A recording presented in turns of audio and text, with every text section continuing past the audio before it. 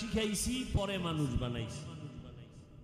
তার মানে যারা কোরআন শিক্ষা ইবাদত করবে তারা গুণের মানুষ, আর এই গুণের মানুষের জন্য জান্নাত। এরে নবীর আশিক, আল্লাহর কোরআনের মাধ্যমে বান্দা তুমি ইবাদত শিখো।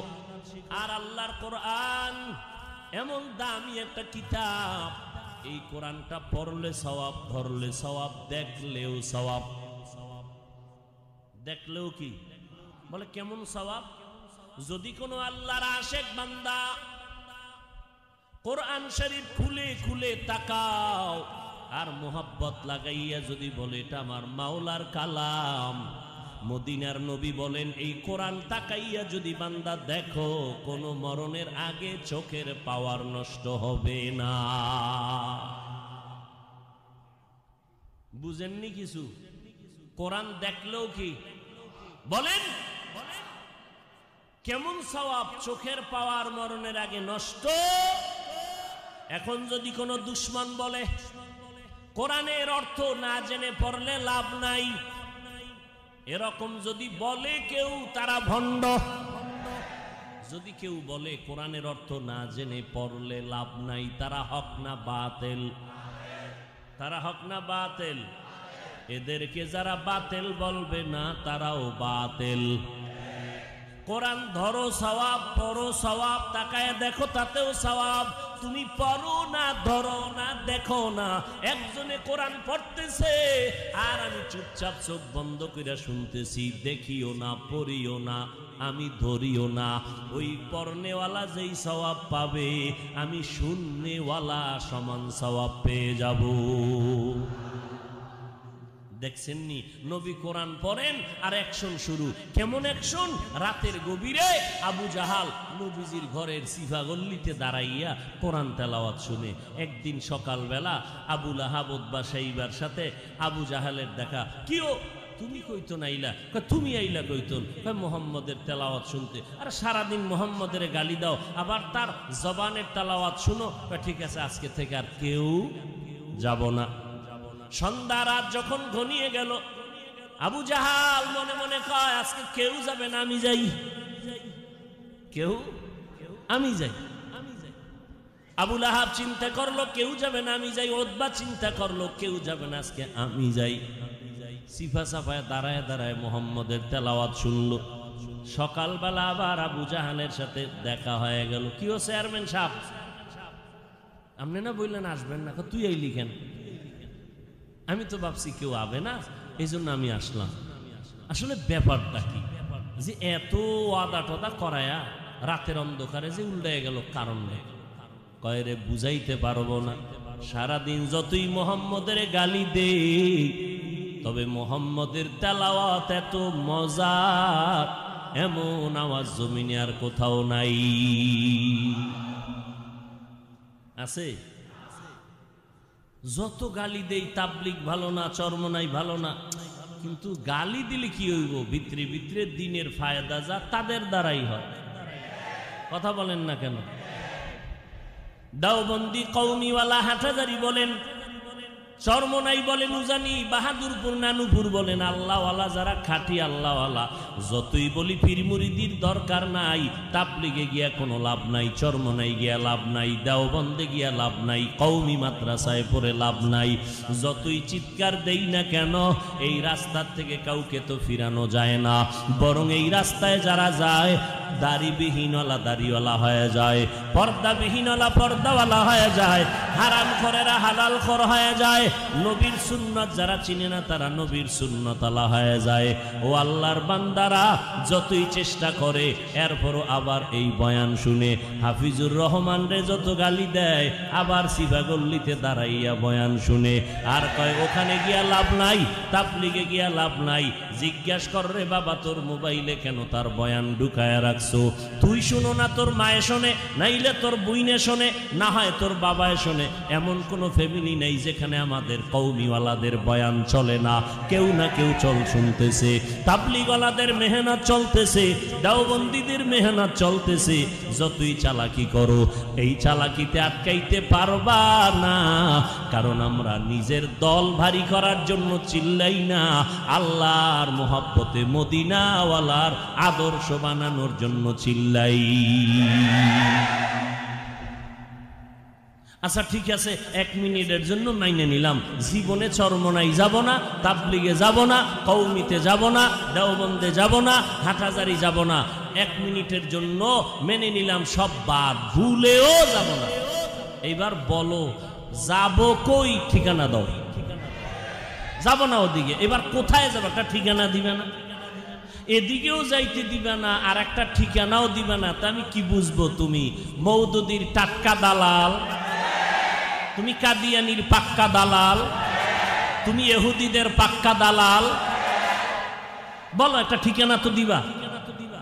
মদিনায়, আরে ভাই চরমনাই যাব না, ঠিক আছে, একবারও যাব না, তাবলিগে যাব না, দেওবন্দে যাব না, উজানি যাব না, পীরের কাছে যাব না, কওমি মাদ্রাসায় যাব না। তবে এমন একটা ঠিকানা দাও যেখানে গেলে দাড়িবিহীন দাড়িওয়ালা হয়, এমন একটা ঠিকানা দাও যেখানে গেলে মোনাজাতে কান্না আসবে, দিলটা নরম হবে, মদিনার সুন্নতের আমল বেড়ে যাবে, পর্দা সারাবিহীন পর্দাওয়ালা হবে, গাঞ্জাখোর গাঞ্জা বন্ধ করে দিবে, হারামখোরেরা হালালখোর হয়ে যাবে। এমন একটা ঠিকানা দাও, তুমি জীবনেও পারবা না রে বাবা। এই সোনার বাংলায় আলাদা কোনো ঠিকানা নাই যেখানে গেলে বেপর্দাওয়ালা পর্দাওয়ালা হবে, বরং এমন বহু ঠিকানা আছে পর্দাওয়ালারা গেলে পর্দা সারা হয়ে যায়। আছে না নাই? এমন উন্নত উন্নত দরবার শরীফ আছে যেখানে আগে টানতো বিড়ি, ওখানে যাইয়া সোহবত পায় টানে গাঞ্জা। এরকম উন্নত দরবার আছে না নাই? আপডেট আপডেট সব আপডেট, হ্যাঁ গেলে কোনো ওল্ড মডেল নাই, সব নিউ মডেল।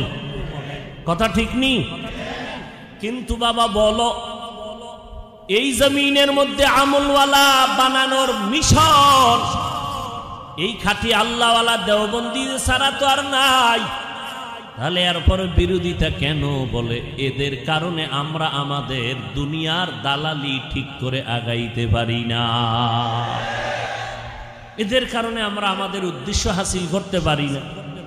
আল্লাহ হেদায়াত দান করুন। এরে আল্লাহর বান্দা, ভালো করে শুনো, আল্লাহর ইবাদত করো নবীর তরিকায়, আর কারো তরিকায় ইবাদত হবে না। এই যে এতক্ষণ আপনাদের বয়ান শুনাইলাম, সারাটা দেশ ঘুরে চিল্লাইয়া বয়ান করি, একবারও তো বলি না চরমনাই না গেলে গুনাহ হবে, কওমিতে না পড়লে গুনাহ হবে। একবারও তো বলি না যে বাবা তাবলিগে না গেলে গুনাহ হবে। তুমি যেই লাইনে থাকো, কথা মাত্র 2টা, জীবনে যতদিন থাকবো বেঁচে, ও বান্দা গোলামি করব আল্লাহর, আদর্শ মানব মদিনা। গোলামি কি চরমনাই? কার গোলামি? আল্লাহর গোলামি করব নবীর তরিকায়, আর আল্লাহর গোলামি নবীর তরিকা মেনে চলবো। এই লাইনে যারা থাকবে তারা আমাদের বন্ধু, তারা আমাদের আপন। আর এই লাইনে যারা চলবে না তারা আমাদের আপন হতে পারে না। এরে নবীর উম্মতের দল, আল্লাহর মোহাব্বত নিয়া এখনো সময় আছে, ইবাদতের জন্য তৈরি হয়ে যাও। আল্লাহ বলেন কোরআন শিখার মাধ্যমে বান্দা ইবাদত করো। ওই কোরআনটা মক্তবে বাচ্চারা পড়তো, এখন এমন বেঈমানের চক্রান্ত যে সকালবেলার মক্তব নাই। এসপি সাহেব কয় হুজুর আমিও কিন্তু কোরআন পড়া জানি। আমি কি আপনি এসপি হইলেন, পড়লেন কই? কই যে সকালবেলা কি মক্তবে পড়া রাখছিলাম। ডিসি সাহেব বলে হুজুর আমিও কোরআনটা শিখছি। কেমনে? কলেজে? না ভুলেও না, ওখানে কি কোরআন আসেনি? কথা কোথায়? বলে মক্তবে। সারা দুনিয়ার বেঈমান চক্রান্ত করে দিল, যদি বলি মক্তব বন্ধ করে দাও ফিডাফিডি শুরু হয়ে যাবে। মক্তব বন্ধ করে দাও বলা লাগবে না, মক্তবে পড়ে লাভ নাই বলা লাগবে না। এমন চক্রান্ত কইরা আর একটা লেখাপড়ার প্রতিষ্ঠান দাঁড় করাইলো। মুয়াজ্জিন আজান দিতে উঠবে, আম্মাজান বাচ্চাকে কেজিতে পাঠাবার জন্য উঠবে। কথা ঠিক নি? ওখানে গিয়া পড়বে শরতে অজগর সরায়াতে আফা। কি যায় না পড়তে? এরপরে পড়বে হামটিমা টিম টিম খাড়া দুইটা শিং তারা মাঠে পারে ডিম পড়েনি শিংওয়ালা জানোয়ারে ডিম দেয়নি তাহলে এটা মিছা কথা না তাহলে যেই শিক্ষার ফাউন্ডেশন হবে মিথ্যার উপরে ওই শিক্ষার দ্বারা কোনোদিন জাতির কল্যাণ হতে পারে না তার মানে কি স্কুলে পড়া যাবে না আরে স্কুল কলেজে পড়ুয়া ডাক্তার প্রফেসর ইঞ্জিনিয়ার নামাজি নাই তাহলে খারাপ বলবো কেন স্কুল বরং ওখানে পড়ো ডাক্তার হও ইঞ্জিনিয়ার হও প্রফেসর হও আমার দেশে বহু ডাক্তার দরকার মুসলমান ইঞ্জিনিয়ার দরকার মুসলমান এসপি দরকার ডিসি দরকার কারণ আজকে যদি আমার দেশের বাংলাদেশের মধ্যে প্রত্যেকটা জেলা থানা ওসি এসপি ডিসি যদি মুসলমান হইতো কোরআন পড়নেওয়ালা হইতো আমগো ওয়াজ করতে এত পেরেশানি লাগতো না এরে আল্লাহর বান্দারা স্কুলে পড়ো কেউ যদি বুঝায় স্কুলে যায় না খবরদার ওই কথা মানবা না ভুলো মানবা না খবরদার স্কুলে পড়ে ডাক্তার হও ইঞ্জিনিয়ার হও কলেজ লাইনে পড়ে আগাও তবে খবরদার আল্লাহকে ভুলে যাইও না তুমি মুসলমানের সন্তান এই কথাটা ভুইলা যাইও না আল্লাহর মোহাব্বত নিয়ে পাঁচ বেলার নামাজ পড়ো ওলামায়ে আহলে হকের পরামর্শ নিয়ে সামনে আগাও পেছনে যত অন্যায় করেছো আল্লাহ তো তওবার দরজা খুইলা ডাকতেছে রে বান্দা পাহাড় পরিমাণও যদি গুনাহ করো আমার দরবারে মাপ চাও আমি আল্লাহ তোমার জিন্দেগীর গুনাহ একটা মুহূর্তে মাফ করিয়া দিব এরে আল্লাহর বান্দারা আল্লাহর এই জমিনের মধ্যে আমরা যারা নবীর তরিকা মেনে চলি টুপিওয়ালা দাড়িওয়ালা পর্দা করি হালাল খাই ইহুদি বেঈমান সব বিধর্মীরা তো চায় মাদ্রাসা বন্ধ হয়ে যাক ওয়াজ মাহফিল বন্ধ হয়ে যাক ওলামায়ে কেরামের আওয়াজ বন্ধ হয়ে যাক বেধর্মীরাও চায় আবার এর সাথে কিছু মুসলমান ইসলামের ব্যানারওয়ালারাও তাল মিলায় আছে না নাই এরাও তাল মিলে কয় ঠিকই ঠিকই কওমি মাদ্রাসা বন্ধ করে দাও তাবলীগ দরকার নাই ওয়াজ মাহফিল দরকার নাই এই রকম বলনেওয়ালাদের মাঝেও আল্লাহ দুইটা চক্ষু দান করছে নজর করে তাকায় দেখেন আমরা যারা নবীর তরিকায় চলি এত দুশমনের মাঝেও কি আমাদের সম্মান কমলো না বাড়লো এত দুশমনের মাঝেও যদি সম্মান হয় তো হাসরের ময়দানে কি পরিমাণ হবে যেদিন ক্ষমতা থাকবে একক কার ওদিন কোন মাস্তানের মাস্তানি ফেরাউনেরটা চলবে আরে সেদিন চলবে মিয়া দুনিয়াই চলে না কি ফেরাউন নিজের শুধু খোদা দাবি করে নাই বলছে আমি সব থেকে বড় খোদা শুধু খোদা না বড় খোদা এদিকে বিপক্ষে দাওয়াত দেয় মুসা নবী ফেরাউন খোদা না আমার খোদা হলেন আল্লাহ যিনি আসমানের মালিক জমিনের মালিক এবার ফেরাউনের ভক্তরা একদিন গিয়ে কয় খোদা মুসা নবীর খোদা এত জমিনে বৃষ্টি দেয় তুমি আমগো খোদা তুমি একটু বৃষ্টি দিবা না ফেরাউনের চান্দি গরম হয়ে গেছে এ কি আমার কাম কিন্তু এখন খোদার আসনে যখন বইসি দেওয়া লাগবে মুসা নবীর খোদায় বৃষ্টি দেয় আমি ফেরাউন খোদায় না দিলে উপায় নাই ভক্ত যায় যায় দিন যায় যায় এখন ফেরাউন বয়ে রয়েছে এর মধ্যে বড় হুজুরায় হাজির হয়ে গেছে তোরে না কইছি ভেজালে বললেই মিস কল দিবি কারণ যত আকামের বুদ্ধি আমার কাছে কি সমস্যা কয় যে মুসার ভক্তরা বৃষ্টি পাইছে খোদাতে আমি যে খোদা আমার ভক্তরাও বৃষ্টি চায় কত আদা দে কালকে 10টায় হবে কই ভাম হে চিন্তা আমার তোমার না তুমি অর্ডার দিয়ে দাও ফেরাউন ঘোষণা দিল আগামী কাল 10টায় আমার পক্ষ থেকে বৃষ্টি হবে অর্ডার তো দিছে ঘুম আসেনি ফেরাউনের মাথা গরম কালকে 10টায় বৃষ্টি না দিলে আমার উপায় কি চেয়ারের পায়া গুড়া কইরে ফেলাইবে আমার ভক্তরা তক্তা বানায় দিবে ঠিকই ঘুমায় না মিস্টার ইবলিস ঠিক টাইম মতো উপর ওইটা মেঘের সুরাত দইরা প্রস্রাব করে দিছে যখন দিছে না প্রস্রাব জমিনে ভইরা ফসল বাড়ছে না কমছে এক ভক্ত জিব্বায় লাগায় দেখে টাটকা লবণ ফেরাউনের ভক্ত ডাক দিয়া কয় ও খোদা মুসার খোদায় যে বৃষ্টি দেয় এটা দিয়ে মিষ্টি লাগে তোমার বৃষ্টি মিষ্টি কেন এই লবণ কেন কয়টার জব দিব 2 দিন পর ইবলিস কয় না একটু পরেই দিয়ে দাও, বলো যে নতুন ক্ষমতায় বইছি তো আস্তে আস্তে ঠিক হয়ে যাবে। সেই ফেরাউনকে আল্লাহ পাক ধ্বংস করার জন্য ফেরেশতা পাঠাইছেন, লোহিত সাগরের মধ্যে চুবাইয়া ফেরাউনের ধ্বংস করে দিলেন আমার আল্লাহ। তাহলে দুনিয়াতে যত নেতা খাতা দেখো, টাকার গরম বাহাদুরি দেখো, এরা দুনিয়াতেই টিকে না, পরকালে কেমনে টিকবে? দেখছেননি কারবার? এই যে এত গজব, ফাঁকে ফাঁকে দুই একটা ঠাডাও পরে, কিন্তু এই যারা দুর্নীতি করে, মানুষ মারে, এক উপরে পড়ে না, পরে বড় বড় সন্ত্রাসী না, এরা পড়ে না কেন? এরা যদিও সন্ত্রাসী করে, কিন্তু গোপনে গিয়ে আবার খাটি আল্লাহওয়ালারে হাদিয়া দেয়, দোয়া নেয়। বিশাল এক যায় নামাজ বগলের তলে নিয়া ওই গুলশান আজাদ মসজিদের সিফায় গিয়া নামাজ পড়ে, বড় সন্ত্রাসী। আরে একদিন দেখি উজানির ময়দানে বয়ে রয়েছে। কি ব্যাপার আপনি এখন? ওই যে দেখেন না, এখন তো মিডিয়ায় সব দেখা যায়, কি সুন্দর বক্তব্য দেয়, টুপি একটা মাথায় দিয়ে। আল্লাহ ধরবে যে এদের সাথে আলেমের সম্পর্ক একটু আছে। হাদিস শরীফে নবী বলেন, কিয়ামতের ময়দানে এক আল্লাহর গোলামের ফয়সালা হবে, জাহান্নামে নিয়ে যাও। আল্লাহ বলবে, রে জাহান্নামের হ্যান্ডকাপ লাগাও। বান্দা যখন জাহান্নামের দিকে যাবে, পিছে বারবার পেছনে তাকাবে।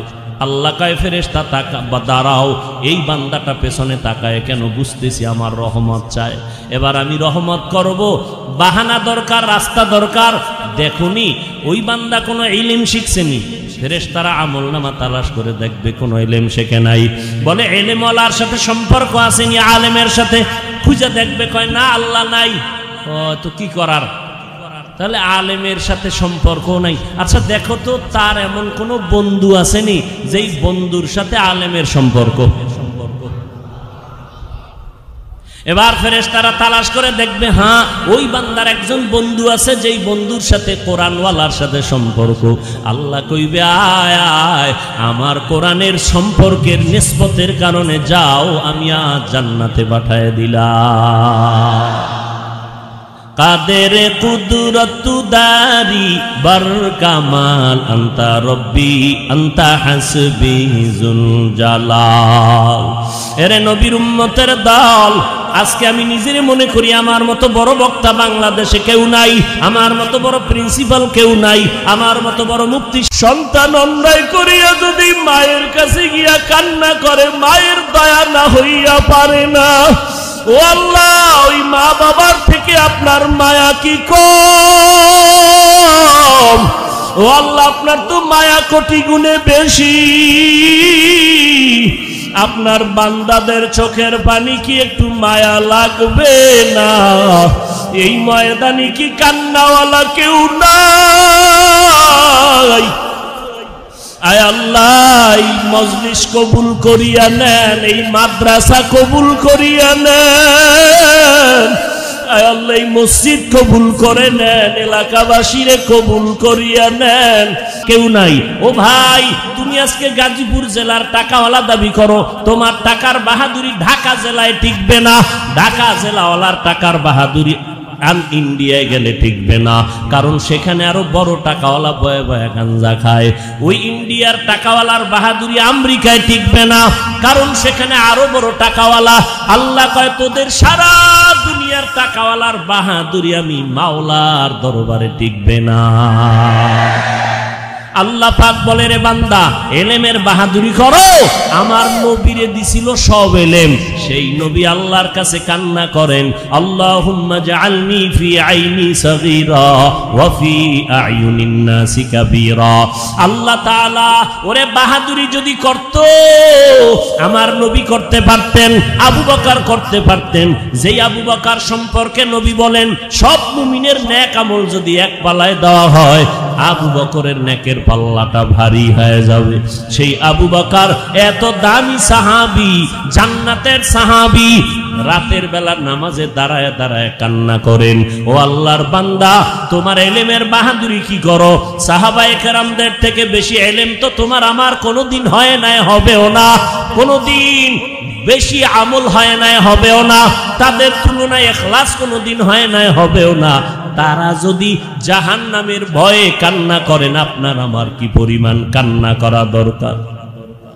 এমন একজন আল্লাহওয়ালা নাই যে কাঁদেন নাই, এমন একজন আমলওয়ালা নাই যে কাঁদেন নাই। আল্লাহ বলেন বেশি করে কাঁদো, কম কম হাসো। নবী বলে কান্না যদি না আসে কান্নার বাহানা ধরো, কান্নার বাহানা করলেও তোমার আমল নামায় সওয়াব আসবে। আল্লাহর কাছে চোখের পানির বড় দাম। এরে আল্লাহর বান্দা, আল্লাহর এক বান্দি জীবনভর অন্যায় করতে অন্যায় করে করে করে করে এক সময় হাসান বসরির সোহবত পাইয়া বয়ান শুই না বান্দির দিনের পথে চলে আসলো। কিন্তু কপাল বড় খারাপ, ওই বান্দার স্বামী দুনিয়া থেকে মরিয়া গেল, একটা ছেলে সন্তান রাখিয়া চলিয়া গেল। আল্লাহর বান্দি হাসান বসরি রহমাতুল্লাহ আলাই এত বড় আল্লাহওয়ালা, তার বয়ান শুনিয়া নিজে ধৈর্য ধারণ করলো। আমার স্বামী মারা গেল, আর আমি দ্বিতীয় স্বামী গ্রহণ করব না, কারণ আর একজন স্বামী যদি নেই আমার সন্তানটা জীবনে আর মানুষ বানাইতে পারবো না। আমি মা ওই সন্তানটারে মানুষ বানাবার জন্য জীবনভর আমি কষ্ট করে যাব। সন্তানটারে যতই চেষ্টা করে কন্ট্রোলে যায় না। বন্ধু বান্ধবের আড্ডায় পড়িয়া সন্তান এখন নামাজ নাই, পর্দা নাই।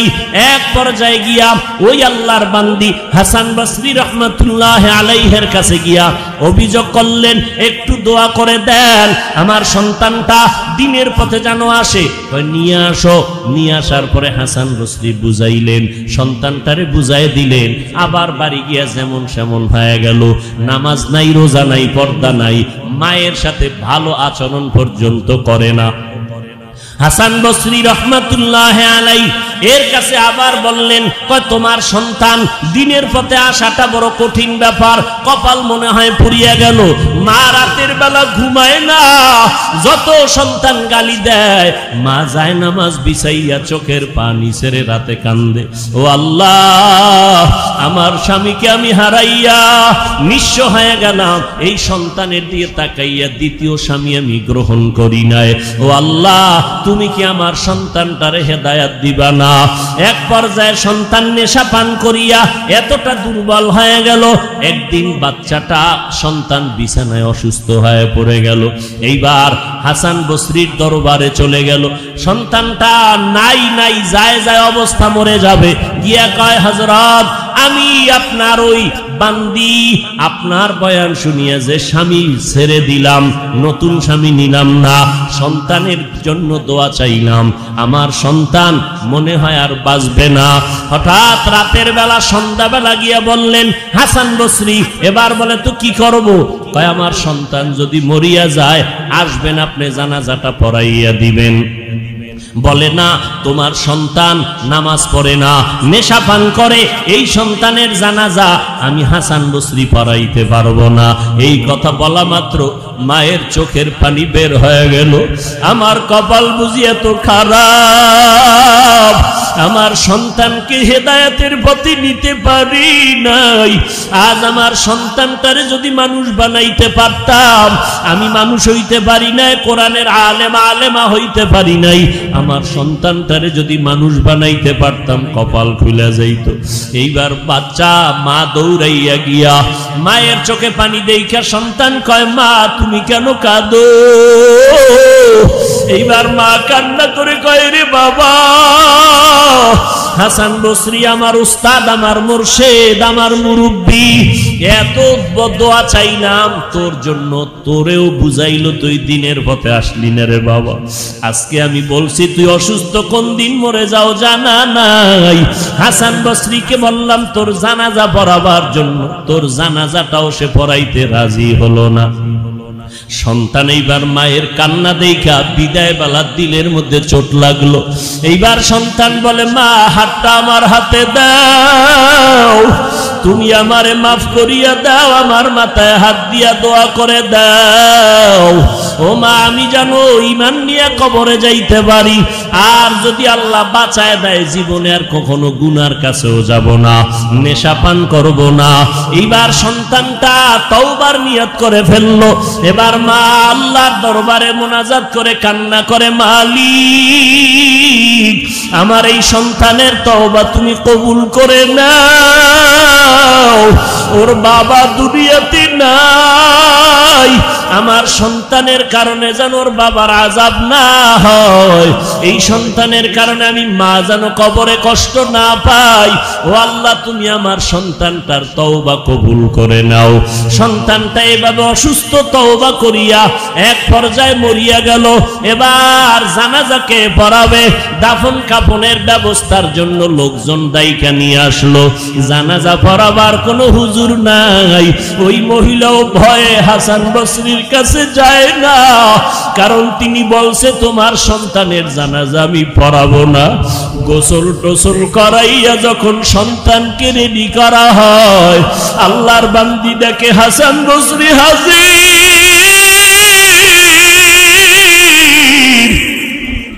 সন্তানের জানাজা রেডি হয়ে যাবে।